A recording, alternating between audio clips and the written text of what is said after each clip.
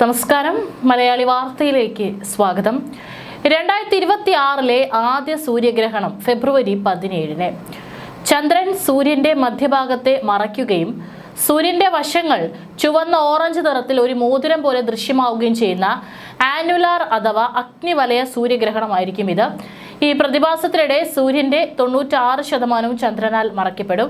ഏകദേശം 2 minute 20 second വരെ ഈ അപൂർവ കാഴ്ച നീണ്ടു നിൽക്കും. അന്റാർട്ടിക്കയിലെ ഉൾനാടുകളിൽ നിന്ന് മാത്രമേ ഈ സൂര്യഗ്രഹണം കാണാനാവൂ.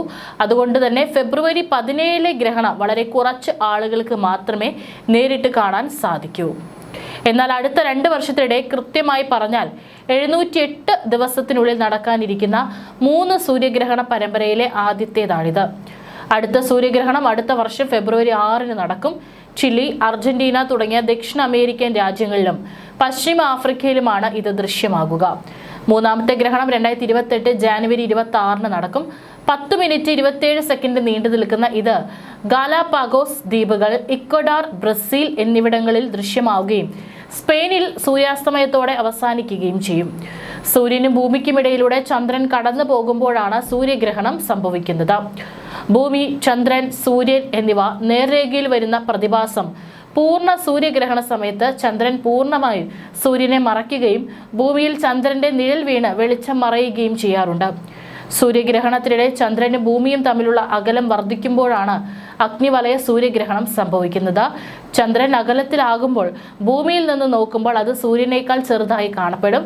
അതിനാൽ ചന്ദ്രന് സൂര്യനെ പൂർണ്ണമായി മറയ്ക്കാനുമാവില്ല. തൽഫലമായി ചന്ദ്രന് ചുറ്റുമായി സൂര്യന്റെ വശങ്ങൾ കാണുകയും അത് വലയം പോലെ ഭൂമിയിൽ നിന്ന് കാണപ്പെടുകയും ചെയ്യുന്നു. എന്താണ് വലയ സൂര്യഗ്രഹണം? വലയഗ്രഹണത്തെക്കുറിച്ച് അറിയുന്നതിന് മുമ്പ് ഗ്രഹണങ്ങളെ പറ്റി അറിയണം. സൂര്യനെ ഭൂമിയും ഭൂമിയെ ചന്ദ്രനും പരിക്രമണം ചെയ്യുന്നുണ്ട്, അതായത് ചുറ്റി സഞ്ചരിക്കുന്നുണ്ട്. ഈ പരിക്രമണത്തിനിടെ ഇവ 3 നേർരേഖയിൽ വന്ന സൂര്യനോ ചന്ദ്രനോ മറയ്ക്കപ്പെടുന്നതായി അനുഭവപ്പെടും. അതാണ് ഗ്രഹണം. ഭൂമിയിൽ നിന്ന് നോക്കുമ്പോൾ തോന്നുന്നതാണിത്. ഇതിൽ ഭൂമിക്കും സൂര്യനുമിടയിൽ വരുന്ന ചന്ദ്രബിംബം സൂര്യബിംബത്തെ മറയ്ക്കുമ്പോൾ സൂര്യഗ്രഹണം സംഭവിക്കുന്നു. സൂര്യനും ചന്ദ്രനുമിടയിൽ ഭൂമി വരികയും ഭൂമിയുടെ നിഴൽ ചന്ദ്രനിൽ പതിക്കുകയും ചെയ്താൽ ചന്ദ്രഗ്രഹണവും സംഭവിക്കുന്നു.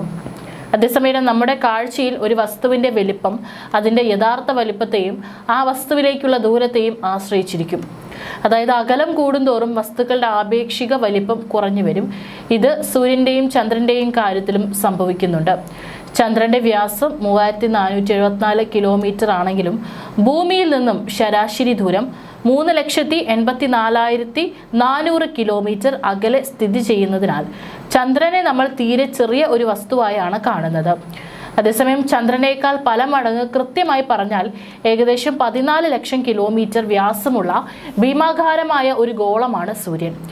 എന്നാൽ ഭൂമിയിൽ നിന്നും ഏകദേശം 15 കോടി കിലോമീറ്റർ അകലെ സ്ഥിതി ചെയ്യുന്നതിനാൽ നമ്മൾ കാണുമ്പോൾ സൂര്യനും ചെറിയ വസ്തുവാണ്. അതുകൊണ്ടാണ് നേർരേഖയിൽ വരുമ്പോൾ സൂര്യനേക്കാൾ ചെറിയ ചന്ദ്രൻ സൂര്യനെ മറയ്ക്കുന്നതായി നമുക്ക് തോന്നുന്നത്. ഭൂമി സൂര്യനെയും ചന്ദ്രൻ ഭൂമിയെയും പരിക്രമണം ചെയ്യുന്നത് ദീർഘവൃത്താകാര പാതയിലാണ്.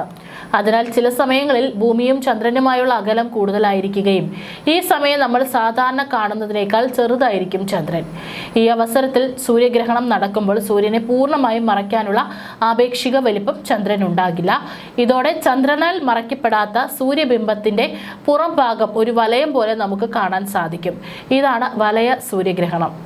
ഇത്തവണ അന്റാർട്ടിക്കയിലെ വിദൂര പ്രദേശങ്ങളിൽ മാത്രമേ ദൃശ്യമാകൂ എന്നതിനാൽ തന്നെ കുറച്ചു പേർക്ക് ഗ്രഹണം കാണാൻ സാധിക്കൂ. അടുത്ത വലയഗ്രഹണമാകട്ടെ 2027 ഫെബ്രുവരി 6-നാണ് സംഭവിക്കുക. അന്ന് പശ്ചിമ ആഫ്രിക്കയ്ക്ക് പുറമെ തെക്കേ അമേരിക്കൻ രാജ്യങ്ങളായ ചിലി, അർജന്റീന എന്നിവിടങ്ങളിലും വലയഗ്രഹണം ദൃശ്യമാകും. അതിനുശേഷം 2028 ജാനുവരി 26-നാണ് അടുത്ത വലയഗ്രഹണം കാണാൻ സാധിക്കുക. ഇത് 10 മിനിറ്റും 27 സെക്കൻഡും നീണ്ടു നിൽക്കും. ഗാലപ്പഗോസ് ദ്വീപുകൾ, ഇക്വഡോർ, ബ്രസീൽ എന്നിവിടങ്ങളിൽ നിന്ന് ദൃശ്യമാവുകയും ചെയ്യും. കേരളത്തിൽ ഈ നൂറ്റാണ്ടിൽ 3 വലയ സൂര്യഗ്രഹണങ്ങൾ മാത്രമാണുള്ളത്. ആദ്യത്തേത് 2010 ജാനുവരി 15-നായിരുന്നു. രണ്ടാമത്തേതാകട്ടെ 2019 ഡിസംബർ 26-നും.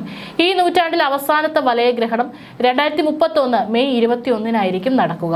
കോട്ടയം കേന്ദ്രമായി മധ്യ കേരളത്തിൽ സൂര്യൻ ഒരു അഗ്നിവളയമാകുന്നത് ദൃശ്യമാവുകയും ചെയ്യും. സൂര്യനെ പൂർണ്ണമായും മറച്ച് ചന്ദ്രൻ ഭൂമിയിലേക്ക് മുന്നിലെത്തുന്ന ആകാശ വിസ്മയത്തിന് സാക്ഷിയാകാൻ ലോകം കാത്തിരിക്കും. കാത്തിരിക്കുന്നു. 21ാം നൂറ്റാണ്ടിൽ ഇനി ഒരിക്കലും സംഭവിക്കാനിടയില്ലാത്ത അത്രയും ദൈർഘ്യമേറിയ പൂർണ്ണ സൂര്യഗ്രഹണമാണ് 2027 ഓഗസ്റ്റ് 2 വന്നെത്തുന്നത്. കഴിഞ്ഞ 3 പതിറ്റാണ്ടിനിടയിലെ ഏറ്റവും ദൈർഘ്യമേറിയ ഗ്രഹണമായിരിക്കും ഇതെന്നാണ് ശാസ്ത്രലോകം വിലയിരുത്തുന്നത്. ഈ അപൂർവ പ്രതിഭാസം കാണാൻ ലോകത്തിന്റെ വിവിധ കോണുകളിലേക്ക് യാത്ര പ്ലാൻ ചെയ്യാൻ സഞ്ചാരികൾക്കും വാന നിരീക്ഷകർക്കും ഇതാണ് പറ്റിയ സമയം. നൂറ്റാണ്ടിലെ ഗ്രഹണം എന്നാണ് ഈ പ്രതിഭാസത്തെ വിശേഷിപ്പിക്കുന്നത്. കാരണം 2100 വരെ ഇനി ഇത്രയും ദൈർഘ്യമേറിയ ഒരു പൂർണ്ണ സൂര്യഗ്രഹണം ഉണ്ടാകില്ല. ഇതിന്റെ പാരമ്യത്തിൽ ഏകദേശം 6 മിനിറ്റ് 23 സെക്കൻഡ് നേരം സൂര്യൻ പൂർണ്ണമായി മറയ്ക്കപ്പെടും.